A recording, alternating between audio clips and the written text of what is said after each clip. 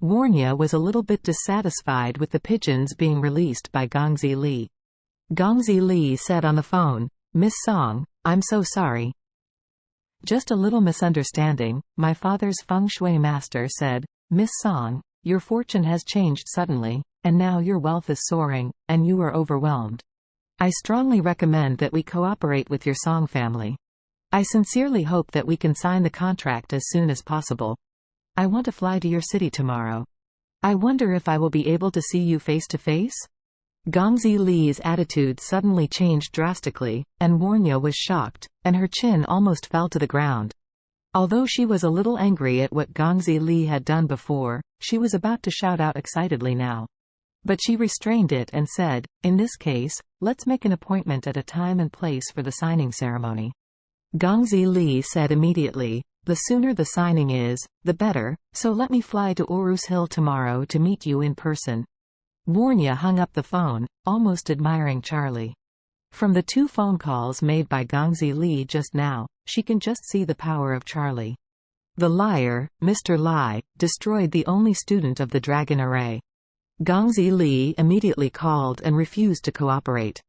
He also said that it was his father's feng shui master who saw that her luck was not good, and as soon as Charlie broke the formation, the opponent immediately called and said that her wealth was soaring. This was the best proof of Charlie's strength. When Warnya was amazed, she received another call from a stranger, and the other party asked, "Is it Miss Song?" "It's me, who are you?" The other party said, "Miss Song, I am the manager of the Hermes store. You tried clothes and accessories in our store last week. Do you remember?" Warnya said, "Well, remember, what's the matter?" The other party said, "That's right, we just found a string of diamond jewelry in the corner of the fitting room with your name engraved on it. I think you should have left it in the store, so I called to confirm it." Warnya suddenly trembled with excitement, and asked, "Where is the bracelet now?" "Is it with you?" "Yes, in our shop." "Then I will fetch it." After hanging up the phone, Warnya could not control her tears. She looked at Charlie and choked with gratitude. "Mr. Charlie, the bracelet my mother left for me has been found. Thank you so much." Charlie smiled and said, "Just find it. If Miss Song is in a hurry, please go and get it." Warnya nodded, hurriedly wrote a check for 20 million, handed it to Charlie, and said, "Mr. Charlie, this is a little heart, please accept it." Charlie smiled slightly and waved his hand. 20 million? I really don't lack 20 million. I don't know how to spend nearly tens of billions of cash there. What do you want me to do with 20 million? So, he said lightly, "Miss Song, you and I are also friends. There is no need to talk about money for this matter." Warnya still insisted at this time, "Mr. Charlie, the 20 million is a part of my heart, so I hope you can accept it. Otherwise, I will really feel sorry." Charlie said indifferently, "Miss Song, there may be intersections in the future, so why bother to calculate the accounts so clearly?" When Warnya heard this, she suddenly realized that she hurriedly put away the check and said apologetically, "I'm sorry, Mr. Charlie, I am a little stupid." If something happens to Mr. Charlie in the future, Warnya dare not follow the instructions. Charlie gave a hum and said, "Okay, go get your bracelet back." Warnya nodded. She really couldn't wait to get her bracelet back, so after thanking Charlie, she hurriedly asked Boyu to drive her out.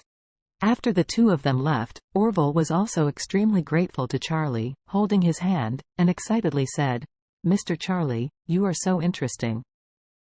If you have anything in the future, even if you go up to the Sword Mountain or down the fire, I am also willing to put my heart on the ground for you."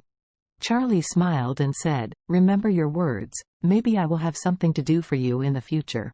Orville hurriedly nodded, "Mr. Charlie, if you have anything, just order." At this time, Mr. Lai had been lying on the floor crying and begging for mercy. "Big brother, please, I am a Bolsh *T.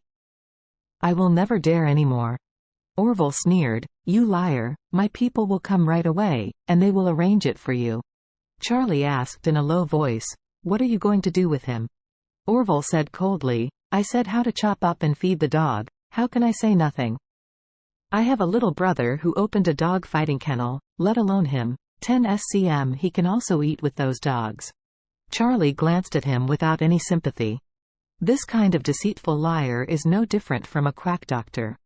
If a quack doctor is not cured, he will kill people. If you mess with this kind of fake feng shui, you may also die. To put it bluntly, they are all rascal bastards, and they are indeed dead.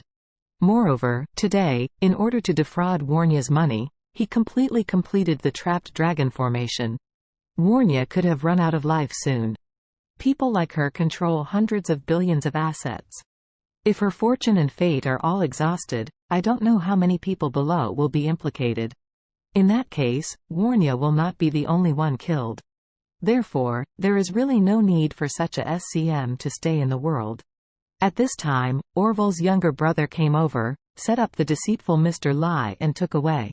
When Mr. Lai left, the ghost cried and howled, crying how miserable, innocent, and regretful he was, but no one sympathized with him. Charlie shook his head as he watched, and said that he had a bloody disaster today. He didn't believe him, he really deserved it.